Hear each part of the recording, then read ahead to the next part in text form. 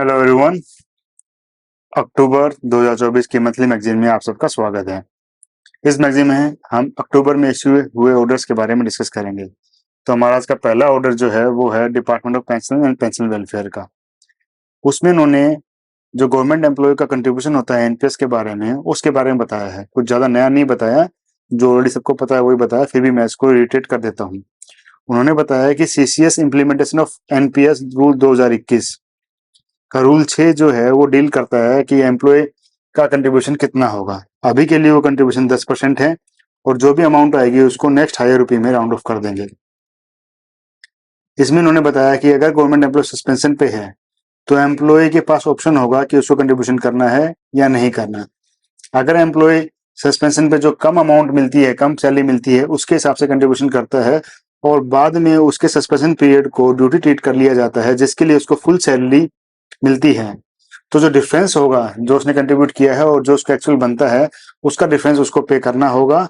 साथ ही साथ उसको उस पर इंटरेस्ट भी देना होगा। इंटरेस्ट की रेट क्या होगी? जो पीपीएफ की इंटरेस्ट रेट होती है वो। अगर किसी टाइम के लिए कोई पे नहीं मिलती है, कोई भी लीव सैलरी नहीं मिलती, तो उस टाइम के लिए उसको कंट्रीब्यूशन देने की भी जरूरत नहीं है। अगर गवर्नमेंट एम्प्लॉय डेपुटेशन पे जाता है तो भी उसका कंट्रीब्यूशन देना होगा।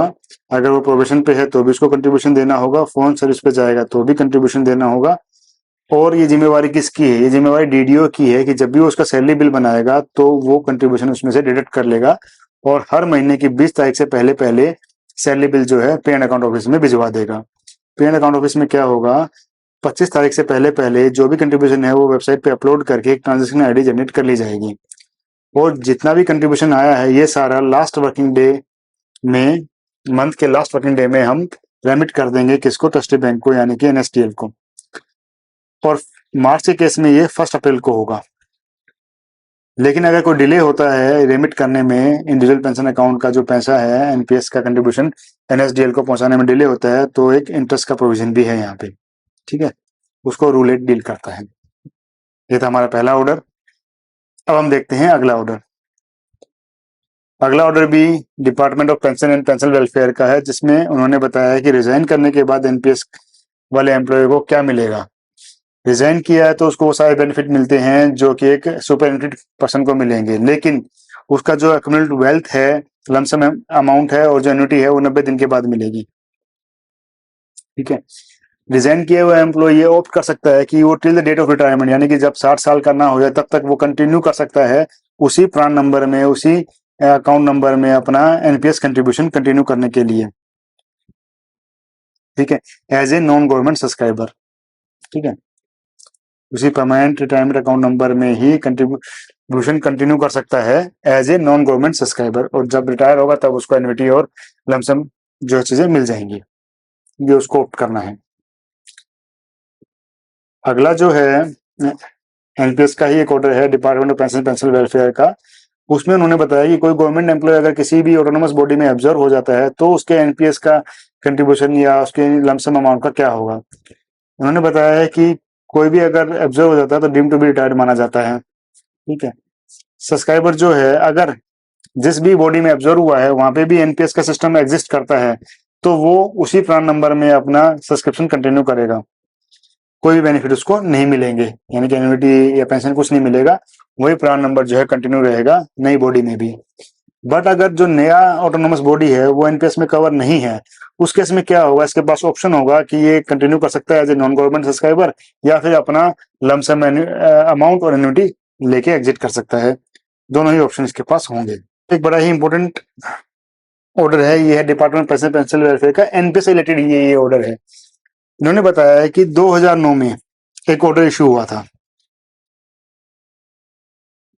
2009 में इन्होंने एक ऑर्डर इशू किया था जिसमें इन्होंने बोला कि किसी की डेथ हो जाती है एनपीएस एम्प्लॉय की, या डिसेबलमेंट हो जाती है, तो उसकी फैमिली को या उसको डिसेबलमेंट की केस में पुरानी पेंशन के बेनिफिट्स मिलेंगे।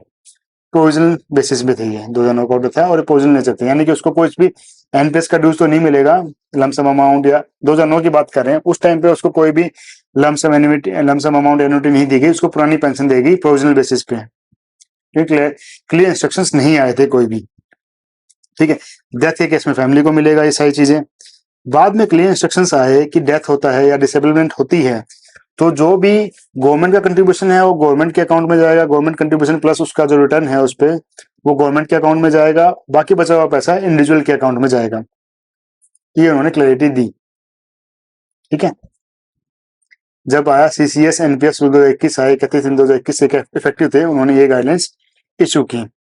ठीक है, बट उन्होंने बोला कि ये चीज जो है 1/1/24 से इफेक्टिव होगा। जो ये डिसीजन लिए गए हैं कि जो गवर्नमेंट का कंट्रीब्यूशन है वो गवर्नमेंट के अकाउंट में जाएगा, बाकी बचा हुआ पैसा जो है इंडिविजुअल के कॉर्पस में जाएगा। ठीक है, या फिर जो भी उसका नॉमिनी है उसको दे दिया जाएगा। अब बात ये आती है कि ये जो गाइडलाइंस है तो 2021 में आई है, वो वाला ऑर्डर 2009 का था, पहले वाला ऑर्डर 2009 का था। तो इस बीच उसका जो पेंशन फंड था वो तो उसको नहीं मिला, केवल प्रोविजनल पेंशन मिली थी, वो भी ओल्ड पेंशन स्कीम के हिसाब से। तो इन्होंने बोला कि जो भी एक्यूमुलेटेड पेंशन थी उस टाइम पे, जो भी उसका एनपीएस का एक्यूमुलेटेड वेल्थ थी, उस पे उसको इंटरेस्ट दिया जाएगा। किस रेट पे? पीपीएफ के रेट पे इंटरेस्ट दिया जाएगा, तब से लेके जब तक उसको पैसा मिल रहा है उस ड्यूरेशन का। ठीक है, कई केसेस ऐसे हुए थे कि ये ऑर्डर तो 2009 में आया था, उससे पहले कई लोगों को एनपीएस की एन्युटी भी मिल गई थी और लमसम अमाउंट भी मिल गया था। फिर बाद में 2009 में ऑर्डर आया, उनको ऑप्ट करने का ऑप्शन मिला तो उन्होंने ओपीएस ऑप्ट कर ली। अब उनको ओपीएस मिली है पुरानी पेंशन से और वेल्थ लेके बैठे हुए हैं, एनपीएस वाला भी वो पूरा, क्योंकि उस पर कोई क्लियर इंस्ट्रक्शन नहीं आई थी। चूंकि अब इंस्ट्रक्शन आ गई है 2021 में, इंस्ट्रक्शन आ गई थी, इसमें क्लैरिटी भी दी है अभी, तो उन लोगों को वो पैसा रिफंड करना पड़ेगा। अब उन्होंने 2009-10 में कभी लिया होगा पैसा, वो रिटर्न करने 2021-22 में, तो जितना भी टाइम उन्होंने वो रखा है फंड, वो उसको अलॉन्ग विद इंटरेस्ट जो है वो वापस करेंगे गवर्नमेंट को, गवर्नमेंट कंट्रीब्यूशन और रिटर्न करेंगे। उनका खुद का पैसा तो रख लेंगे, गवर्नमेंट कंट्रीब्यूशन और जो रिटर्न है वो एनपीएस के साथ वापस करेंगे। ठीक है, अब एक ऑर्डर है काफी बेनिफिशियल है जो रिटायर हो रहे हैं उनके लिए, डिपार्टमेंट डीओपीटी का। इन्होंने क्या बोला है, कोई बंदा 30 जून को जो रिटायर हो रहा है, अगर उसका डीएनआई 1 जुलाई था तो उसको 30 जून को रिटायर होने पे भी एक नॉशनल इंक्रीमेंट मिलेगा। जिसका डीएनआई 1 जनवरी था और 31 दिसंबर को रिटायर हो रहा है तो उसको भी एक नॉशनल इंक्रीमेंट मिलेगा। ये इन्होंने बताया कि नॉशनल इंक्रीमेंट मिलेगा। उन्होंने ये भी बताया है डीओपीटी ने कि इस ऑर्डर में कि ये जो नॉशनल इंक्रीमेंट है केवल पेंशन के लिए होगा, बाकी ग्रेजुएटी या अदर रिटायरमेंट बेनिफिट्स के लिए ये नहीं होगा, only and only for pension. ठीक है, ये इन्होंने ऑर्डर इशू किया है। अगला जो ऑर्डर है वो भी एनपीएस का ही है, डिपार्टमेंट ऑफ पेंशन वेलफेयर का। इसमें उन्होंने बोला है कि एनपीएस ओवरसाइट मैकेनिज्म, यानी कि एनपीएस में कुछ गलत टाइमली अपलोड हो रही है नहीं हो रही है, टाइमली कंट्रीब्यूशन एनएसडीएल को पहुंच रहा है नहीं पहुंच रहा है इंडिविजुअल का, उसकी एक 6 मंथली रिपोर्ट ये मांगते हैं। ठीक है, जिसमें उन्होंने बोला है कि इस पोर्टल पे आप अपलोड कर सकते हैं। केवल 50 मिनिस्ट्री का आया है, बाकियों का नहीं आया।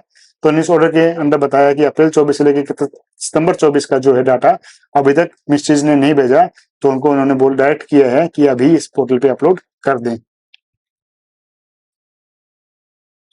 अगला जो ऑर्डर है वो ये है कि एनपीएस के अंदर बंदा अगर वीआरएस लेता है तो क्या होगा, एनपीएस एम्प्लॉय अगर वीआरएस लेता है तो क्या होगा। तो वीआरएस की कंडीशन तो ये है कि 20 साल रेगुलर सर्विस करने के बाद 3 महीने का नोटिस देके वो वीआरएस ले सकता है।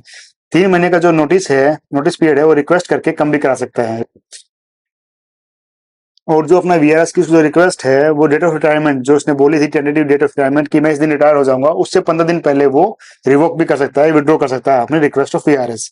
लेकिन अगर वीआरएस ले भी लिया उसने और एक्सेप्ट हो गया तो क्या बेनिफिट उसको मिलेंगे, उसको सेम बेनिफिट मिलेंगे जो एक सुपरिटेंडेंट पर्सन को मिलते हैं, सेम उसको एन्युटी मिलेगी और उसको लमसम अमाउंट भी मिलेगा। ठीक है, रिजाइन के केस में 90 दिन के बाद मिलता है, इस केस में ऐसा कुछ नहीं है। अब बात करते हैं किसी को कंपल्सरी रिटायर कर देंगे तो एनपीएस वाले में क्या होगा, उसको भी वही लमसम अमाउंट और एन्युटी मिलेगा उसको, जैसे हर आदमी को मिलता है। बट अगर बंदा चाहे, एम्प्लॉय चाहे तो वो कंटिन्यू कर सकता है as a non government employ, same PRAN number के अगेंस्ट में कंट्रीब्यूशन करना टिल हिज रिटायरमेंट डेट। अब बात करते हैं कि एप्लीकेशन फॉर्म 6 से प्रीवियस अगर आप मैगजीन्स देखोगे मैंने फॉर्म 6A के बारे में बताया था। ये कॉमन नॉमिनेशन फॉर्म है जिसने फॉर्म 6 को रिप्लेस किया है रिटायरमेंट टाइम पे देने के टाइम पे। ठीक है, उन्होंने बताया था कि 16 नवंबर 2024 तक ये फॉर्म 6A को इंट्रोड्यूस करना है कंसर्न पेपर्स में, गैजेट नोटिफिकेशन में ऐसा बताया था। बट इस ऑर्डर में इन्होंने इन्फॉर्म किया है कि जो ये फैसिलिटी है ये एचआरएमएस और भविष्य पोर्टल में 15 अक्टूबर 2024 से ही इंप्लीमेंट हो चुकी है, यानी कि अब आप फॉर्म 6A आप फिल करके आप इस चीज को सबमिट कर सकते हैं during submission of pension papers. अगला जो ऑर्डर है वो है डिपार्टमेंट ऑफ पेंशन वेलफेयर का। इसमें उन्होंने गाइडलाइंस इशू किया है कि कोई भी सेंट्रल गवर्नमेंट पेंशनर की कोई भी ग्रीवेंस होगी उसको कैसे रीएड्रेस करना है उसके बारे में उन्होंने गाइडलाइंस इशू की है। अब जो ऑर्डर है वो है department of pension pension welfare का ही है। उन्होंने सीसीएस पेंशन रूल 2021 नोटिफिकेशन आने के बाद जो भी ऑर्डर्स आए हैं ड्यूरिंग अक्टूबर 2022, ठीक है, उनको सबको रिसर्कुलेट किया है इन्होंने इस ऑर्डर के अंडर।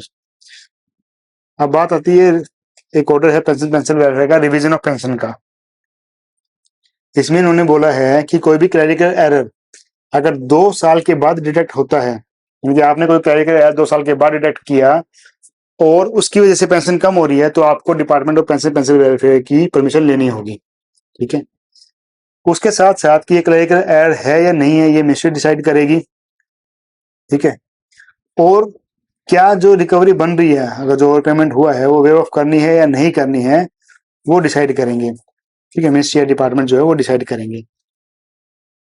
अगर वो कहते हैं कि वेव ऑफ नहीं करना, रिकवरी करनी है, तो हेड ऑफ द ऑफिस जो है रिटायरी को एक नोटिस सर्व करेगा कि भाई जितना भी एक्सेस पेमेंट है उसको रिफंड कर दो 2 महीने के अंदर अंदर।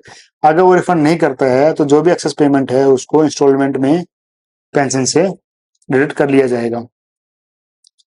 यह है जीपीएफ का रेट ऑफ इंटरेस्ट अक्टूबर 2024 से 31 दिसंबर 2024 तक 7.1% रहेगा।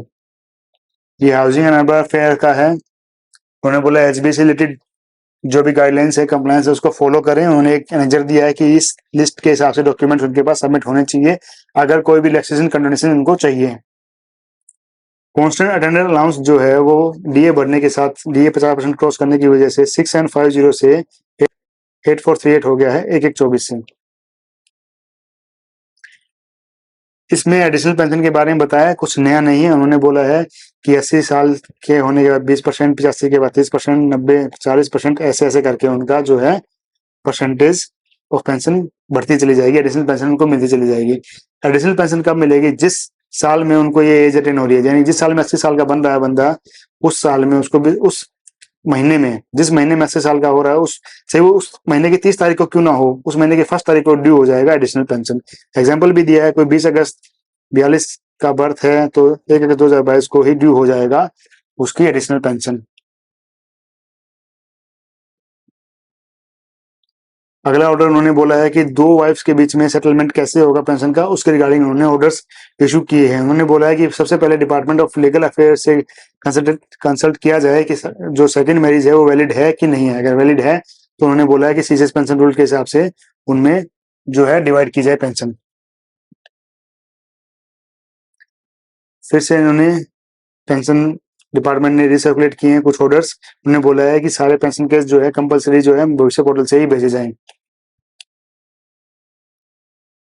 पेंशन वेलफेयर ने बताया कि कोई बंदा अगर बाहर रह रहा है, अब्रोड में रह रहा है, यानी कि इंडिया में नहीं रह रहा, तो वो अपना लाइफ सर्टिफिकेट कैसे इशू कर सकता है, उसकी गाइडलाइन उन्होंने इस ऑर्डर में इशू की है। फिर से department of pension pension welfare ने कुछ ऑर्डर्स को रिसर्कुलेट किया है कि ये सीसीएस पेंशन 2021 आने के बाद जो भी अक्टूबर में मोस्टली बहुत सारे क्लैरिफिकेशन आए हैं उनको उन्होंने रिसर्कुलेट किया है। अगले ऑर्डर में बताया है कि पीपीओ में स्पाउस का नाम कैसे चेंज होगा, तो उसके लिए उन्होंने बताया कोई सेपरेट प्रोसेस नहीं है पेंशन रूल्स में। जैसे एम्प्लॉय का नाम चेंज होता है वैसे ही स्पाउस का नाम चेंज होने की प्रोसेस है, जो उन्होंने गाइडलाइंस दी हुई है डीओपीटी के ऑर्डर 12 मार्च 1987 के ऑर्डर में उन्होंने बताया हुआ है।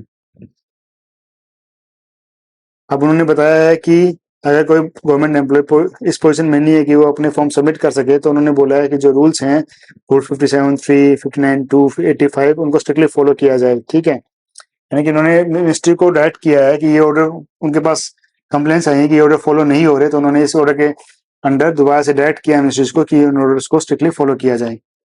तो ये थे हमारे अक्टूबर मैगजीन के सारे ऑर्डर्स। मिलते हैं अगली मैगजीन में। Thank you very much.